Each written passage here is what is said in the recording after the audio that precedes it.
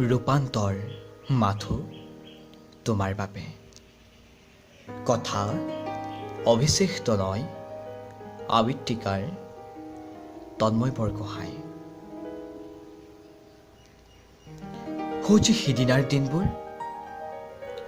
তুমি হয়তো অনুভৱ কৰা নাই, সেই যে তুমি আৰু খিৰিকীৰ কাষতে বতাহ লৈ পাৰ কৰিছিলোঁ দিনবোৰ। হয়তো নজনাকৈ নভবাকৈ সেই খিৰিকীয়েদি সোমাই আহিছিল এজাক নিষ্ঠুৰ বতাহ। মই মাথো ডায়েৰীৰ প্ৰথমটো পাত লিখিবলৈ লৈছিলোহে, মই নিথৰ হৈ ৰলো। সেই বিষাদৰ স্মৃতিবোৰ আজিও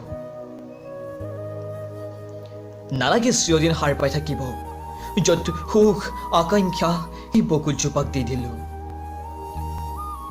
প্ৰতিশ্ৰুতিবোৰ মাথো থিয় দি ৰল বকুলজোপালৈ।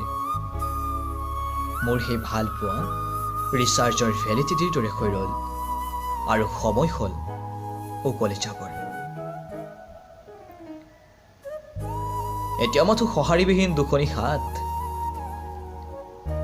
তুমি আঁকিবও নাজানিলা, বুজিবও নুখুজিলা মোৰ হৃদয়ৰ সৰু সৰু ঘৰবোৰ, নতুবা মোৰ ভাল পোৱাৰ বৰষুণবোৰ।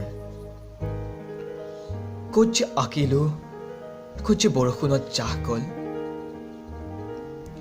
নুবুজিলে মাথো কণ্টক মই তোমাৰ হৃদয়ে। মই মাথো নৈৰ দুটি পাৰ হৈ ৰলো, তুমি মাথো আগুৱাই গলা। সময় নাই তোমাৰ,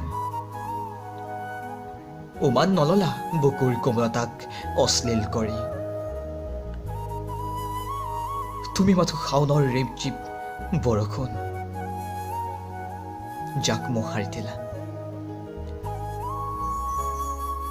মই মাথো মই হৈ ৰলো, কিন্তু তুমি বৰষুণক ভাল নোপোৱা, কিবা কিবা উমানো নোলোৱা। মাথো তুমি ভাল পোৱা চতৰ গা পুৰা ৰ'দ। তুমি পাহৰি পেলাইছা তোমাৰ নাম কি।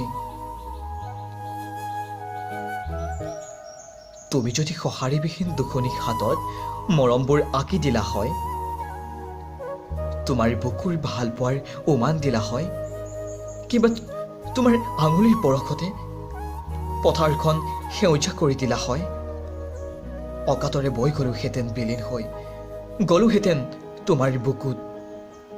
মই জানো তুমি কাহানিও নাহা, তথাপিতো তুমি আহিবা বুলি জ্বলাই ৰাখিছো মোৰ পদূলি মূৰত দুটি মৰমৰ শিখা।